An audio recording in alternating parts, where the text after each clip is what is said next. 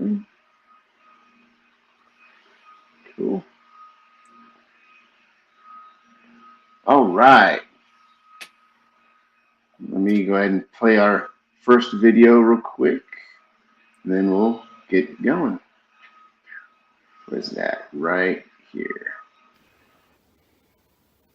Hey, yo, it's me, Pops Van Marmalade, and you're watching the Comics-Related Madness Network. Huh? So come get some. CromCon. CromCon.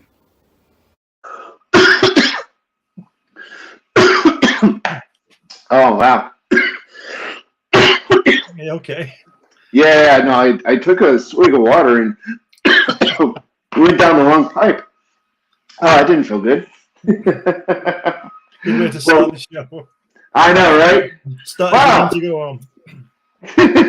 Well, we're watching Phil, and now he's dying over there. Instead of conducting a decent interview, he's rather just croaking on camera. No worries.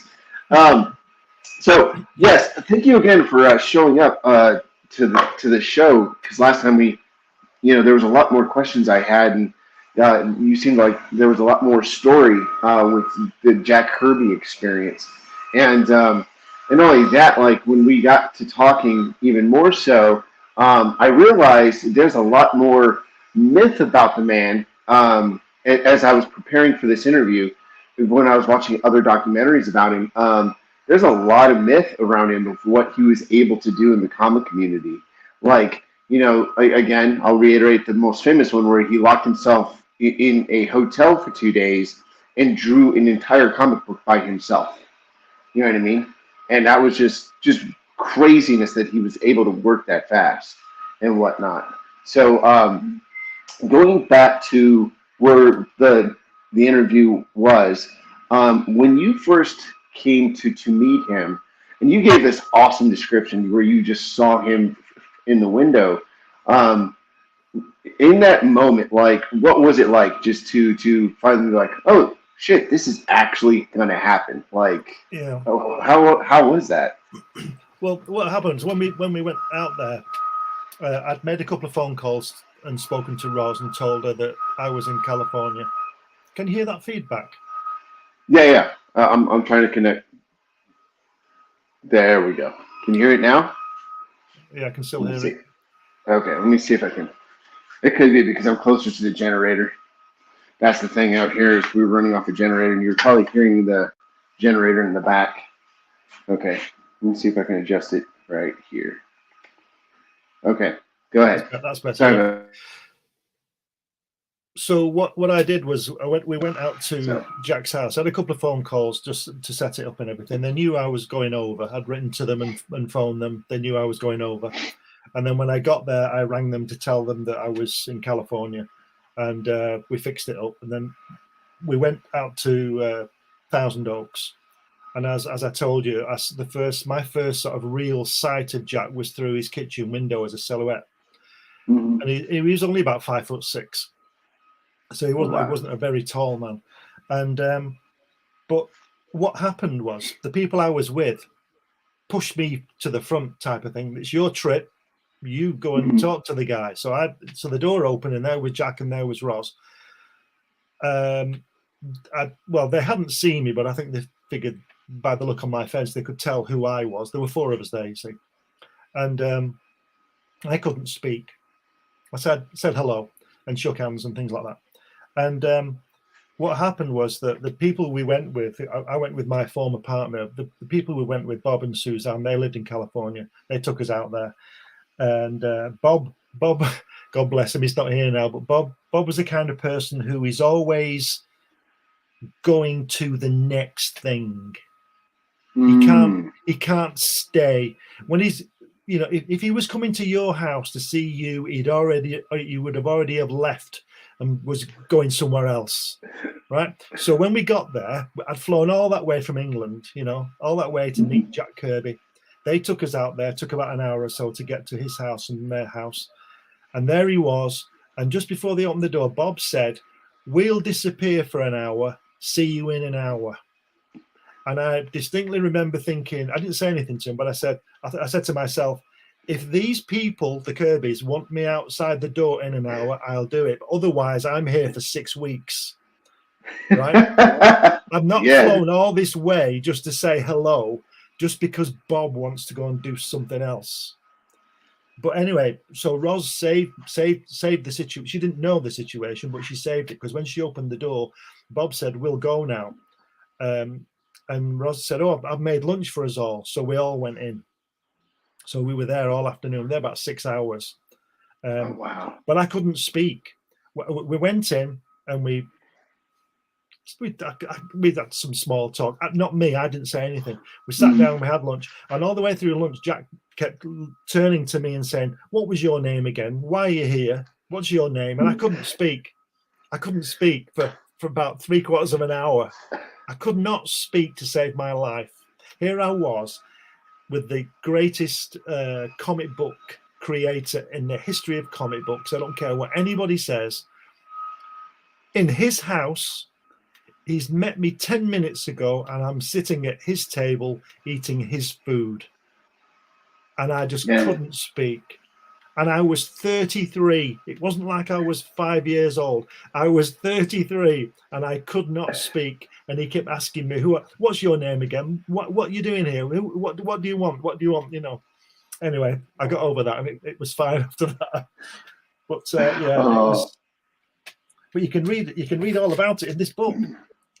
This is no, and that's so fascinating that you had such a surreal moment, because there was the closest thing that I have seen in my lifetime, like what you have experienced with Jack, is when Frank Miller got to meet Will Eisner.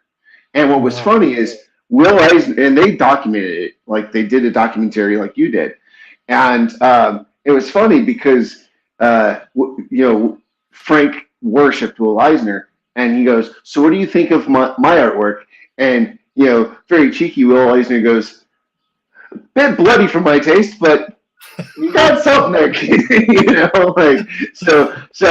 was just like, so as you share these stories, it's nice to hear of what the man was like, because for fans like me that came after his death, like, because I was born in '86, and by the time I got all of his comic books, I didn't know who Jack Kirby was until I started really studying comic book history and so on and so forth. And good, the generator guy's done doing what he's doing, so I can go back over to my desk. Well, if you were born in '86, that means you were 2 when I went there. Yes. Yes. So, and unfortunately, he passed away before I actually got to know really that wonderful art style belonged to him. Because again, and I agree with you, like, he is the greatest, hands down, the greatest artist of all time ever in comics, because he changed the landscape. And one of the things I wanted to know is if he was ever inspired by Bernard Krigsten, who did Master Race, because everyone says that is like the rosebud of comics, that first comic strip, because before then in comics, they would do like just simple illustrations, but in Master Race, it's the first time someone tried to give the illusion of a train passing by, what it would look. And then you see Kirby, after that came out, it was like, it gave Kirby, looking at Kirby's original artwork, it was you could see it coming through. But it seems like after Master Race came out, Kirby's like, "Nah, no one's I'm going to be the greatest you ever seen." And, like Kirby it was the first artist that showed how to roll a punch. Most guys were like, you saw the setup and then you saw the aftermath. But with Kirby, it was like he illustrated the whole way through, like every movement. And that was fascinating. Like, he changed comics forever and with his style. Well, don't forget that he I'll keep plugging my book. It's in the book. His mother used to drag him out of the cinema. He used to, when he was a kid, he used to go and watch Jimmy Cagney films and all that kind of Humphrey Bogart and all that kind of stuff. And his mother always knew where he was. He was in the cinema watching. He was never getting in trouble and doing all this. He was just in the cinema, and she used to drag him out, take him home for dinner. Now, The other thing is, with you talking about the rolling with the punches and all that, he was, you know, he was a tough Lower East Side, New York Lower East Side kid, you know, and he was in fights. He told me that he had a brother called David, and David, he said he was a lot better looking than Jack was, and he had blonde curly hair, so he stood out, and kids would jump him on the way to school. And Kirby said to me that if he had 5 fights in a day on the way to school, he was doing well, because in those days he'd get to the end of the street and he was in the Irish bit, and then he'd get through that and he was in the Italian bit, and you know, he was Jewish, so they all knew who each other were, but they just used to batter each other all the time. So David would walk ahead. So what Jack would do, would use his brother as bait, and because he liked fighting, he would tell him to go forward, and then three or four guys would jump David, and Jack would lay them all out. He'd just knock them all out, you know. It's crazy. You know what? After reading all the documentary books, and I could still see him doing that, because so there was a story about Jack Kirby that I shared with the last episode, and where the mafia, because most people don't know this, the reason why we have page rates in comic books was due to the mafia.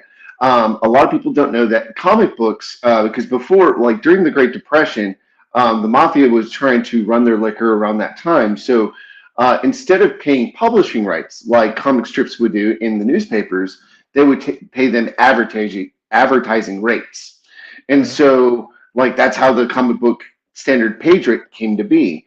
And eventually the mafia got out of comic books because they were losing money, because they were just trying to wash their money from the liquors to hide it from the government. Yeah. And so, but the page rate stayed. And so, you know, Jack goes to war, comes back, and, you know, like the mafia started seeing this boom in comics again, because of just Superman was taking off and Shazam was taking off. And yeah.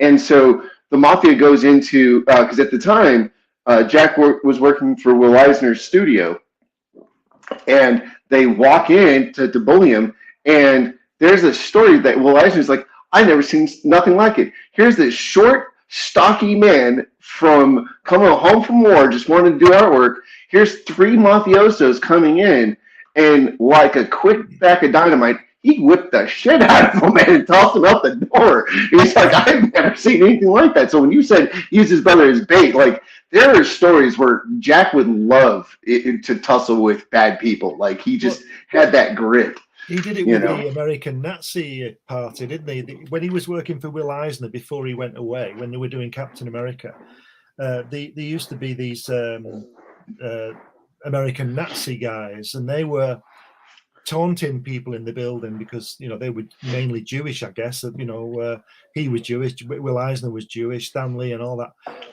Mainly, and they were taunting them. So, and there was, I might have this wrong. The story goes something like this. There was some commotion, and Will Eisner came in the studio and he said, "Oh, these guys are causing trouble." And he said, "Where are they?" And he said, "They're outside." And there were 3 of them. And he went down, and 5 minutes later he came back. He said, "They won't be bothering you again." So I always say, when Jack was in the Battle of the Bulge, if those Wehrmacht soldiers knew it was him, and there might be a battalion of them, they'd have just gone back home to Germany straight away. Yeah, I mean, just but that just shows you, like, the grit. Like, he was a no nonsense guy. Like, if you were going to be doing something wrong, he'd smack you in the mouth about it real quick. And that just shows the echo of how great his character was. Like, it didn't matter the stature of his height. Like, I mean, the fact that the man could throw a punch like that and scare off some pretty rough riffraff, like it's wow. Well, so I would imagine that mafia people and Nazis are quite serious adversaries. You know, they're not just some guy mouthing off on the street. These people know people, don't they? Yeah. No, 100%. And again, like, when you hear these great legends from this guy, because, when you look at his art, like I know he did a lot of existential, like creative pieces, like we talked about in the last episode when he did Eternals. It was him processing: do I believe in God? Should I believe in God? If I do, what God do I believe in? And like he struggled with that identity after the war. So I understand that. Like as a veteran, I understand that. I understand where he comes from.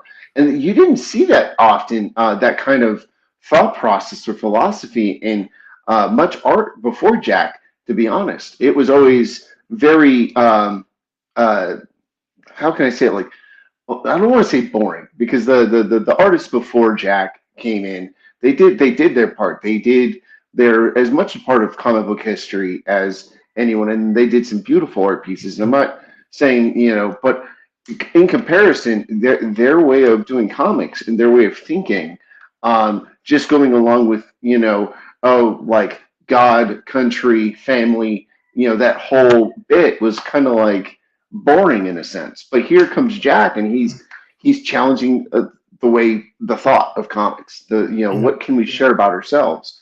And I always found that interesting. So when you visit him in that 6 hours, that first 6 hours, like, did you get to see part of that creative process? Not really, no. I only on the walls. There was lots of artwork on the walls. But you see, what I did was I decided that, like, I published 10 books, and science fiction, children's books, JFK assassination, NASA, and several other. So what I always do when I write a book is I try and put a different spin on it, because let me say this: there must be at least 500 books about the JFK assassination, all discussing where the bullet came from, who fired it, when they fired it, who it was, and who was behind it, and all that kind of thing. And I look really deeply into that. I know a lot about that. And when I had to write something, so I put a spin on it. I wrote it from Lee Oswald's point of view, which nobody knows because he's dead. So right. It's from his point of view. So there's a lot in my book that he wouldn't know about, because if he'd have known about it, he wouldn't have been there. He'd have gone to the moon, to get away. So with the Kirby thing, that's why I wrote when I went to see him. I'm jumping about here, but when I went to see him, I decided not to interview him, so to speak. I didn't want to interview him. What kind of pencil do you use? How many hours at the board, and all that kind of boring stuff, which I'm sure has been covered elsewhere. I just wanted to let him speak. And the first time I went, I had a camcorder that broke, and I've got about 3 or 4 minutes of film because it broke. The next time I went, I took another one that worked, but makes a funny noise on it. But it's all part of it. It's all grist for the mill. But I just let him speak. I just wanted to hear him speak. I didn't want to bore him and give him what I would imagine he normally gets asked at conventions. How did you come up with Captain America? It's like the astronauts. Do you know what the main? You can probably guess this. Do you know what the main question any astronaut is asked? What is it like? No, I could. How do you go to the bathroom? Really? Yeah. Right. So now I interviewed 3 men who walked on the moon: Alan Shepard, Gene Cernan, and Charlie Duke. And I didn't ask them that question because, apart from the fact that I don't really want to know, I already know. Right. So I didn't need to ask them again because I don't find that kind of thing funny. Right. So I always try and put a spin on things. And that's what I did with Jack. I decided, in my head, that I wasn't going to interview him. I didn't take a list of questions. I was just going to let him talk, and he did. He just talked. He liked to talk and tell his stories, and that's what he did. And I think it's when you see the film, Pops will tell you it's my film, but it's very unique. I've seen bits of him at conventions, and he talks about Captain America and he talks about this, but he didn't do that with me. So there was no creative. If you hadn't have known who he was in that room, you wouldn't have guessed that he did that. He was just this guy who had these, because he talked mainly about the war. And he didn't talk about, he talked about Stan Lee, he talked about Martin Goodman, he talked about Marvel and DC, but he didn't go into the detail of what he was doing for them and the frustrations he had. He just talked about them generally. You know, more of an insight to him rather than what he did, what he produced. So you got to experience more of the man than the legend. Yeah. As more, Yes. yeah, like, because as comic fans, usually, you know, we, especially when you're selling your own book and going into conventions and things, you put on this us creators, we call it putting on the show. Yeah. You know, like, you let people know so much of, like, you know, what you did, how you did it, and you answer their questions. But it's only very superficial. But when the show ends, you go out to dinner with your real friends after the show, the ones that you've made, you know, and you get to see the real person. And you're not always talking about comic books. You're talking about, you know, life as it happens. So, and that was the thing that interested me about your film, was because not many people are willing to just do that, just to take the guard down. Like, let's cut the away from the legend status for a moment. Who are you as a human being? Because especially living so close to LA like I do, I mean, you see rich, famous people all the time, and they get harassed and bombarded. And I can only imagine what it's like for them to be like, can I just be treated like a human being for once? Yeah. You know? Well, so sorry, go ahead. No, so the fact that you did that is amazing. I did the same with Walt Simonson as well, because I saw him at a convention in London before I'd seen Jack, and he was being interviewed by this magazine, and I just sort of waited, and they were asking him things. It was when he was doing Thor, and they were asking him what's going to happen in the next issue, like he's going to tell you. And I asked him about his artwork and about Jack Kirby and things like, he'd met Jack Kirby and all that. And one of my claims to fame is that the guys on the interview left, and I stayed with him for about 10 minutes, just chatting to him. And then this guy came over and said it was time for the panel, and Walt said, "I've got to go now. Nice to talk to you," and all that. And he went away. And I thought, wow, I've just spoken to Walt Simonson. And then about 2 minutes later, he came back.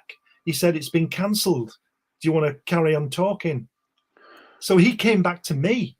He could have just waited at the side of the stage for whatever, the microphone wasn't working or something, but he didn't. He came back and talked to me, and I thought that's one of the best moments of my life as well. Just that, you know, because he didn't have to do that. I'm nobody. He didn't know who I was. I was just this guy, but he came back. You know, it wasn't like he just went 5 feet. He had to leave the room where I was, go down the corridor, and go into the main conference hall, go up to the stage, find out the microphone wasn't working. It might be 10 minutes. So he came back. I mean, I might have gone, you know, but I was just hanging around, you know, but he came back. So he's a great guy as well. That's awesome, man. So remembering everything that happened when you were visiting with Jack and things, and I remember in the last episode, you became more awestruck with his wife, because being a person that can handle a creative, and we opened that up a little bit. Like, it takes a special person to understand a creative. Like, when they see the light bulb come on, and they're like, oh, they're in their world. Let me just do everything, you know. And it's funny that you mentioned that, because there's other people that had a similar experience. And one journalist wrote that, you know, there was Miss Kirby mowing the front lawn, coming back inside, made a sandwich, give it to Jack. Jack, you know, gave her a sweet, you know, gesture on the hand real quick, and then went back to drawing like he was a man possessed. Yeah. And there's Miss Kirby just taking care of all of life. Yeah. You know, like, right. It was, yeah. So Ross told me a great story of I'm not sure whether it was her sister, certainly somebody she knew, worked for one of the airlines. I don't know which one, I can't remember, but she worked for one of the airlines, and she, her friend or her sister, whoever it was, said to Roz, "I can get you a ticket and we can go to England for 3 weeks. Do you want to come?" but only you. She could only get one ticket for her. So Ros immediately thought, well, I want to go. And Jack won't be too bothered because he don't like flying anyway. But what's he going to do with the kids? So she told Jack, and Jack said, "You're going to Europe. You are going to the UK. You are going." So she went, and she said to me, and she was laughing. I don't know whether it's true or not, but she was laughing, and she said, "I still don't know how he managed to look after those kids and do his work." So we all speculated that maybe he got the babies involved. I don't know. You know what? It wouldn't surprise me. I mean, again, I'm going off of secondhand stories as we're talking because unfortunately, he passed away by the time I got to really know about his body of work, who he was, and so I'm after the fact. But that wouldn't surprise me one bit because everyone always talked about when he was in the zone, it was secondary responses all the time when he was drawing. It was more like yes and no questions, Well, Ros told me that she didn't do it all the time, but obviously to start with, she'd watch him draw, and she said it was like he was tracing it, like he just used to look at a page and start in the top left-hand corner, and he'd draw a hand in the next panel and a foot in the next panel. He'd go all around the page, and it was like he was tracing it. It was just like he was tracing it. Now, I've done that myself. I don't do that all the time, and that's just focus. You must have had the most incredible focus. And I do it sometimes where I know exactly what this page is going to look like, and I do it, but I don't do it all the time, like he does. He clearly could do that. But what he used to do early on, I think they used to live on Long Island, probably before that. Anyway, they had a one-room, I think they had a one room and bedroom apartment, very small, and they had a couple of kids, and Jack would help out with everything.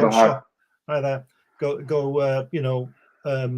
shopping and all that. He'd do all those things, and then they'd have dinner. The kids would go to bed, and they'd be sort of in as I remember, they'd be in the bed in the corner, so in the same room. And Ros would go to sleep, and it would be like 10 o'clock at night. And Jack used to work all night. And then he when the kids got up and went to school, he would go to bed for 4 or 5 hours and then start again.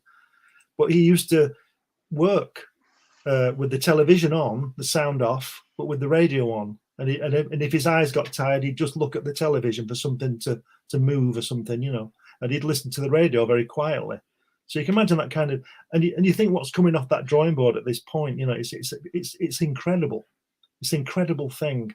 But you were saying before about our sort of spouses knowing what we're like, Well, my wife she's an artist as well, so, and she helps me write things. She has the best ideas. I give her an idea, and she says, "Well, what about that?" And it's 15 times better than I thought of, but along the same theme, And she's a ceramic artist, and I don't know if you've seen my character Hatch, but she's made a model of him about 9 inches high out of clay. He's currently in a kiln, being surrounded by 2,000 degrees of heat, being fired. So So I'm lucky in that way, because if I say to Helen I'm going to do some drawing or whatever, she doesn't go crazy because she does that. She'll go and do her artwork, so it's okay, Yeah, no, I've had some exes that didn't understand. They're like they fall in love with, oh, I'm dating an artist or and a writer, and then when they get into it, they're like, like 6-7 months in, they'll be like, yeah, this is too much, and I'm like, but you wanted to date an artist and a writer. Like, I don't know what to tell you. Did I tell you the story, or have you heard the story about Jack with the guy who played the piano? No, please tell me. Yes. Apparently, when he was, he'd just been out with Ros a couple of times. So I think she was 17 when they started dating, and he was probably about 22. And this is what, 1940, 41. And they went to this ball, a dancing thing, and there was a guy there playing the piano. Now, I mean, everybody's sort of a bit awestruck, like with artists and new musicians, aren't they? And there's this young guy, and he's playing this piano, and Jack was standing at the piano with him, listening to him.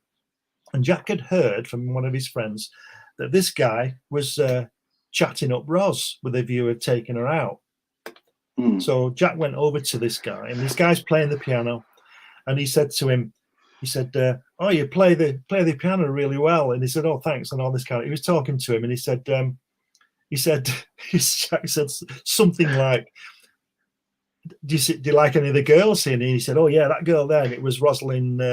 What's her name? I can't remember her surname, but Roz. And he said, "Yes, she's really nice. I'm going to ask her for a date. She's bound to go out with me because I'm a musician and I'm great and all this kind of thing." And Jack said, "You play the piano really well." He said, "Wouldn't it be a shame if this lid dropped down in your hands and broke all your fingers because you were after my girl?" I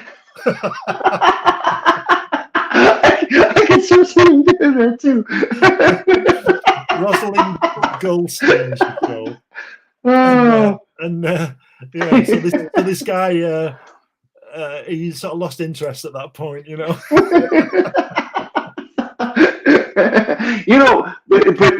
but give credit where credit's due. I mean, East New Yorkers, they have that grit that just, they're very loyal. They are very loyal and they're very protective.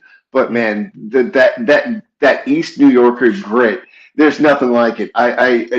Because every time I hear about it, after I went to the service and I made a few friends that were from there, I could, from their mannerisms and the way they talked when something was like threatening to something that they valued, I understand Jack a lot more from these stories because it's just like, you can't help but laugh. Like, it's like, oh yeah, he definitely was a New Yorker. Like,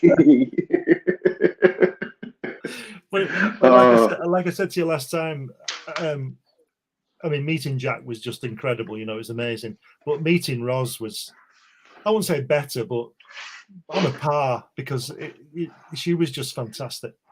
She really was.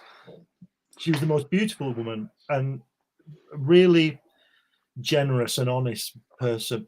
But you knew not to cross her, because. Right. Or if you went anywhere near Jack to cross him, you'd have to go through her first. Because she was one tough lady, but she was wonderful. I'm obviously very blessed that I met Jack, but I think I'm truly blessed that I met Roz. Because she was just a fabulous woman. Yeah, there's some interesting stories about Ross too, because there was one time in the early days before Comic-Con became this huge entertainment thing. Like Jack was going to go to Comic-Con and they drove into the thing and they were going to rip Jack off some way. And the story goes, when she found out before Jack did, she goes in there and she storms down the hall, talks to the director at the time, whoever he or she was, and says, "Well, apparently you guys were going to make this much money and you were going to pay my husband this much. So we're only going to give you that much worth of time. Oh, there it goes. We'll see you tomorrow." And leaves.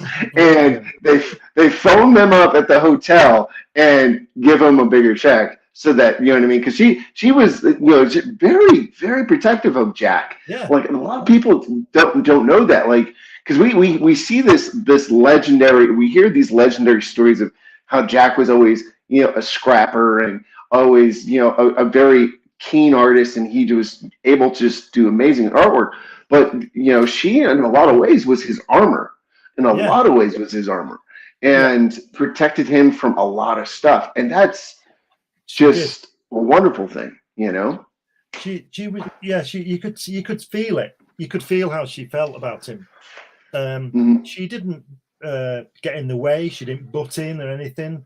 But she was just fantastic. She was absolutely amazing, an amazing woman. And you could see why anybody would be attracted to her because she was just solid, you know. She was just absolutely incredible, and she gave me an impromptu art critique, you know. I took some of my artwork to show Jack, and it was great because he said, you see what I see, and he was talking about the storytelling stuff, you know.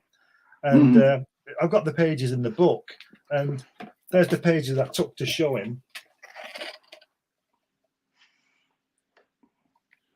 Oh wow, that is gorgeous artwork, man. Thank you. And Wow. but the scary, and Jack, he looked at my artwork, and he talked to me about it, and then Roz got hold of it, and I thought, oh, here we go, you know. And she was great, but I just thought, you know, this is it. I was more worried about what she was going to say than what he said. There she is with that's her with a young me. Oh, that's so lovely. Just fantastic. And but yeah, it was quite incredible. So I've had an art critique of both the driving forces in that family, you know. She was great. Yeah, I always wondered what it was like for them to being such tough Eastern New Yorkers coming over to hippie California, where we, you know. Well, they got a story out of that, didn't they? Because when they, I don't think it was Thousand Oaks they were living. It was when across the backyard is a big valley, and in fact you can see it there. That's my friends Bob and Suzanne with Roz looking out over the valley from the back garden. Oh wow! And what happened was that when they just moved in, there was a set of bikers down there, you know, racing around on their bikes all night and causing mayhem. And that's where Jack got the hairies from in Forever People, you know, with the big bike and coming through the boom tube and all that kind of stuff. That's where he got that from. So he's an artist. He makes something out of everything. Right. I don't think Roz went down the valley and told them off, but you know, probably a couple of miles down there. But she probably would have done if she could have been bothered, you know. But she was great. She was fabulous. So, what made you decide that you were going to document this experience with Jack and Ross? Like, as a creative person, like what flipped the switch? You're like, you know what, I should do something with this opportunity. Yeah, you know? the in the book, I've also got the when I left the house, I made notes. I made an extensive notes, and I've published them in the book, handwritten notes. See? Yeah. Oh, fantastic. And I also put in the typed notes from the you know, and there's pages and pages of it. There's a lot more than that. And so what I do is I've been to a few places in the world, and I like to document things. So even if I go on a holiday, I'll document it. And I've got I went to Easter Island a few years ago, and I did a really, really intensive diary, and I've written a book about that as well with all my photographs in it. So I like to document, and it's not necessarily for publication. It's just for me, for my archive. And everywhere, or most places I've been, I've got extensive diaries. So I did. So that was just a natural thing of what I do. It wasn't oh, I know, I'll take a diary of it. I would not. People would ask me why I wasn't, rather than why I did it, who know me. So it was just a natural thing to do that, for me to, you know, to document it that way, because that's what I do. You know, and a lot of it's not published and probably never will be. And at the moment, I'm writing a book about my experiences in New York. I've been to New York about 12 times, and I've got 4,000 photographs of New York and about 4 hours of film just for me. And I've also got diaries of me being there. So I'm writing that now, and I'm going to publish that probably next year now. You know, just my personal thoughts and my experiences. And what I do is I mix it in with the reality of it. So I'll mix in I don't know, when the Empire State Building was made and how long it took and da-da-da, and then I'll tell you about when I went to the top of it and all that kind of thing. I like to mix in my experiences with facts. Oh, that sounds like a lovely book. When do you think it's going to come out? Like next year, or? Yeah, it's going to be next year. I would probably think spring next year. But I've got 4,000 photographs of my trips to there, and it's like a picture book. It's like this thing. This is like a, this is extensive. They've got lots of photographs in, Mm-hmm. and it's well illustrated. There's lots of stuff in it, as well as all my writings on it. That's my artwork on his desk there. And that is phenomenal. And so that's what I like to do. And that's when I went to Rapa Nui, to Easter Island, that's what I did there as well, because I've got about 1,000 photographs of that. And I produced a book on that a couple of years ago, or last year. And I've, published that now. That's over 200, I think it's 200 pages, I think. I'm not sure. Oh, wow. So I had my diary. And then what happens is that, this probably happens to everybody, but I don't know everybody. When I get my diary out and read it, I'm there. And other things that come, I remember other things, so I put those in as well, which is what I did with the Jack Kirby book. There was a couple when I found myself writing it. I remember, that happened as well, and so put that in, And I find that kind of thing interesting. If other people do, that's great, but that's not really my point. I just like to put these things out there, and it's up to everybody else, isn't it? I can only do what I can do. So, with your time there, what was your favorite story that Jack had shared? Because I've heard of these. He's a great storyteller, so he likes to talk about his life experiences. What was the one that you were smitten by the most? Well, you can read them in the book. Some of them in the book. There's one. I'll tell you this. When he was 15, one of his friends who was about 20 had an aircraft, a small aircraft, one of them with no cockpit, them like little 4 wings on, what they call biplanes or whatever, what they call them, with a wing over the top and one below, one of those. Right. And he sat in the back, and his friend flew him over Manhattan. This was before the Empire State Building was made, so this is 1930, and he flew upside down over Manhattan. I would have dropped a brick. And he says in the book, he says on the film, he tells that story on the film, and he says, I was laughing my fool head off the entire trip. So he's taking off and he's laughing because he'd never been in a plane before. And I would imagine, 1931, 32, planes had only been around, not 20 years yet, Yeah. And he's in one upside down over Manhattan. Which, of course, I would imagine you're not allowed to do. Never mind 9/11. Before 9/11, I would imagine you weren't allowed to do that. Oh, that's funny. And there's other stuff in there, but you'll have to read the book about that and see the film.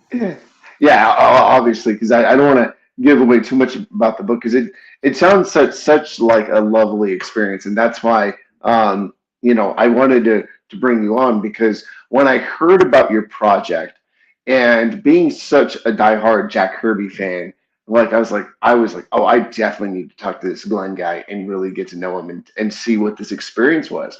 Because again, we as creators, for the most part, when you see the more famous guys and girls, there's the legend, but then the humanity side is oftenly ignored. And the fact that you were willing to explore that, I was just like, dude, that is freaking fantastic. I don't know whether you've ever done this or not, but the film was had its premiere a few years ago in a theatre near me, and you can see where it was there. That's me there. Oh, wow. That's at the Q&A afterwards, Mm-hmm. and the transcript of that Q&A is in the book as well, and so is the film of the Q&A. So you get both. You get the words, and you can see me talking and all this kind of thing. But the scary thing was that evening was there was about 50 people there, invited guests in this theatre, a cinema, theatre, and the scary thing was, I knew there was going to be, and I've got all these people, most of whom I didn't know who they were personally, but I knew a lot of them through email and Facebook and all that. So I'm meeting all these people for the first time. So you get a bit nervous with these things, don't you? And then I knew that there was going to be a Q&A. I was a bit nervous about that, just regular nerves, which I think is a good thing, because you can't be too blasé, or you shouldn't be too blasé about things. So I was a bit nervous about that. But what really got me was right when we showed the film, my head was 15 feet high on a screen. That's really unnerving. I don't know whether you've ever done that. No. That must be why. I think it's Robert Redford never goes to the cinema to see himself in a film because he can't cope with his head.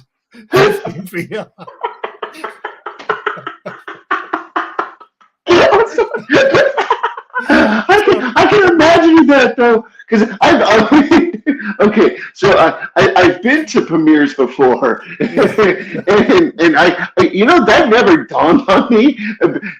Seeing a filmmaker or an actor like go to these premieres, like how awkward they must feel watching themselves on this big screen. That's like. Right.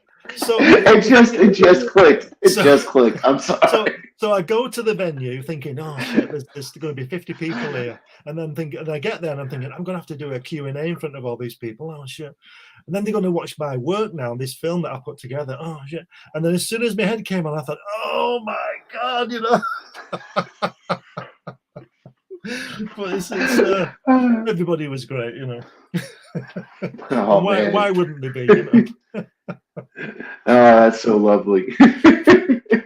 Yeah, no, that literally just clicked just now because I can't imagine. Because I've only ever done like small little TV things, so I've never really watched them. But I can sense why that would be such a nerve-wracking thing, seeing yourself on the big screen in front of 50 people. Like I would probably sink into my seat like. Yeah. I don't, With hindsight, the guy who filmed it, I should have asked him to bring, if he had 2 cameras, and just film me watching it to see my reaction. That'd have been something. And then I could have put it in the film. You could have watched me for an hour while I was Oh, that's so funny.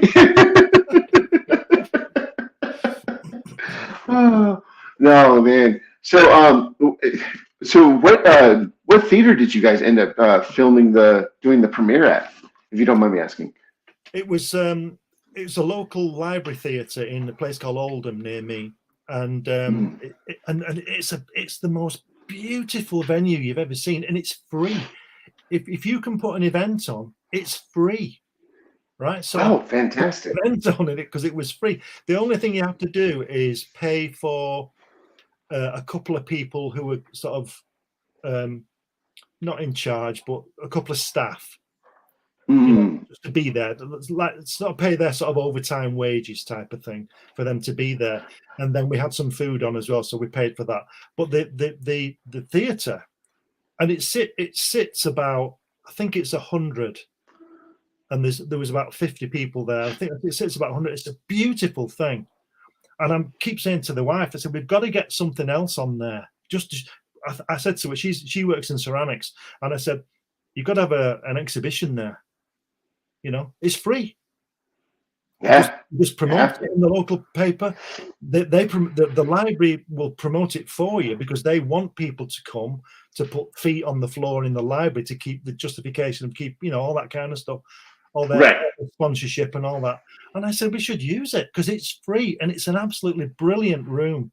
It's incredible. It's big enough to get, obviously big enough to get people in, but small enough to be intimate. It's not like a big theatre when you go and see Spider-Man when there's 14,000 people there. It's really intimate. It's really great. It's a lovely place. So if you ever want to put anything on, just let me know and I'll sort it out for you. Oh, that would be. I would love to have an experience like that in a small intimate theater like that, for sure. because as of right now, I'm working for a Japanese company doing art for an erotic magazine. They rang me up and they're like, "Hey, we really liked your stuff. We want to hire you on to do to paint our models." And so in Tokyo next year, I'll have an art show there. But I saw the venue. Fabulous. Yeah, yeah. But I saw the venue, and I'm gonna be honest, like it's a little too gravitas for my taste. Like when it comes to conventions, I like the smaller ones because I like to talk with people because I'm a natural chatter. So they get too big, don't they? Yeah, and it's just like because I hate having to like wait 50 hours just to go take a pee, like because the more people, the more restrictive, and sometimes you're waiting like 20 minutes just to go 2 inches forward. Yeah, and that's too much for me. I can't. I go by that thing that less is more. Yeah. So absolutely. If you I'm like you, I was really glad that those people turned up for my Kirby film, and I talked to them all, and I met them all, and we had the Q&A, and we had a good time. If there'd have been 2,000 people there, you couldn't have spoken to them all, other than when you were doing the Q&A, if you understand what I mean. But the Q&A is, you're only talking to one person really. They're just listening. But I met them in the foyer when they arrived. We spoke in the foyer after the whole thing, the show was done. But 2,000 people, you would never do that. The only good thing about 2,000 people there is that you might charge and make some money. But if I'd have done that, the library would have got it because it's not my venue. Do you understand what I mean? So if you're at a convention, it's not going to be your money anyway. So. Right. I like that intimacy was really a good part of it, Yeah, and being smitten like I am by your project, obviously I'm going to be getting it soon. Actually, after we hang up, I'm going to try to get where. You know what? Actually, can you tell everyone where they can buy it? Which distributors are carrying both the DVD and the book? You got to get it through me at the moment. I've taken it off Indiegogo with the in-demand thing. But if anybody wants to contact me in view of buying it, or contact me anyway if you want, you need to go to Comics Unlimited Magazine at gmail.com. Comics Unlimited is a magazine that I publish quarterly about comics, obviously, 100-page magazine. But if you go to Comics Unlimited Magazine at gmail.com and I can talk to you through that. Or you can I'm on Facebook. You could find me on Facebook. I'm all over the place, but those are the two main things. But I'm going to have to. But at the moment, I'm approaching a publisher in London next week about big circulation for it, which hopefully will come about. And again, I would imagine that would be in the new year if it happened. So meanwhile, talk to me. And I'll sign it and do all that sort of stuff. Yeah.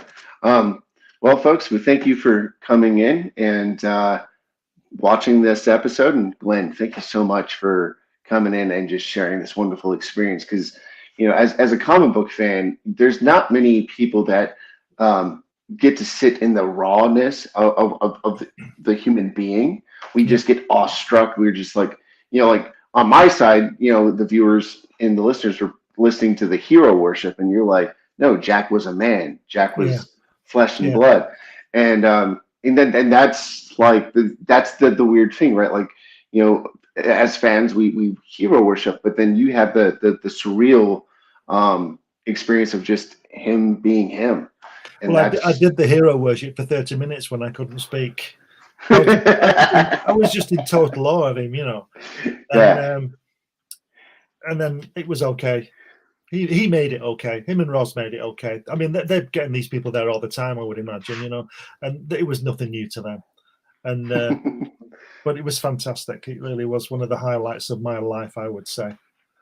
It was really great. And I went again. I went twice. That's because I always try and do things twice. I go to places. I always try and make sure I go back, because I have this thing in my mind that anybody can do anything once, but can they do it twice? So that's what I did. So I did it twice, and I wish I'd gone again, but he died shortly after. So there you go. Man. But I met him, and it was great. And it's what, nearly 1988. What's that? 34 years ago. Yeah, 34 years. And 91, in 1991, I saw him as well. Yeah, because I'm 36. So that's about right, about 34. Yeah. So wow, man. I mean, still, like, again, thank you for coming on this show and sharing your wonderful experience. Because there's not many people that I get to talk to in this business about comics from such a realistic and human perspective.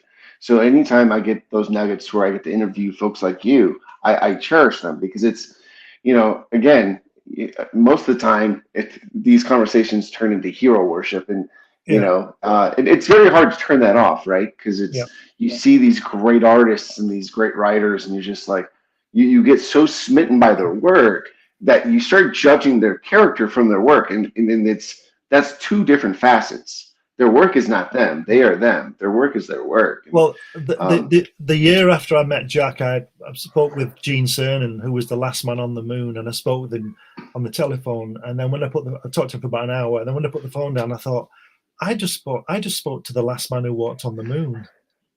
The last man who walked on the moon knows who I am. That irritating guy from England who goes to people's houses. Oh no! So thanks for having me on. It's been great. I'll come on again if you want to sometime. Absolutely. All right, folks. Well, now we're going to play something from our sponsors, and I hope you all have a wonderful, wonderful, wonderful day. And thank you for checking us out. Thank you. Mahalo. See you later.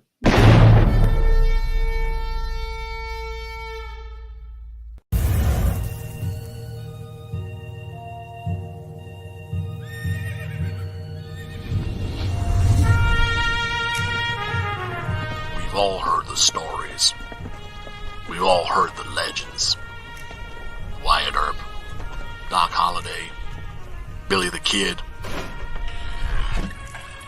But there's a secret history to the Old West. One that seems too strange to be true, but, well, we all know what they say about the truth.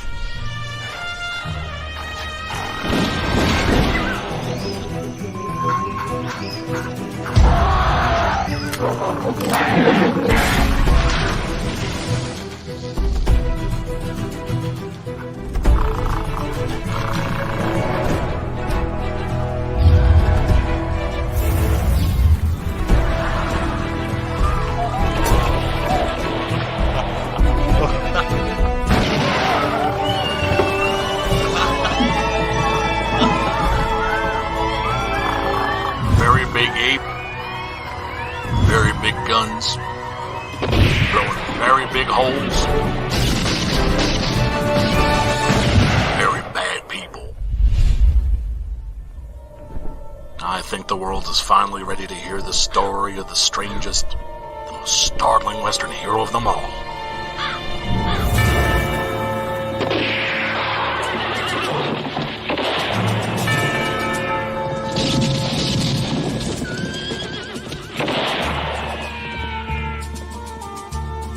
Six-gun gorilla, long days of bench,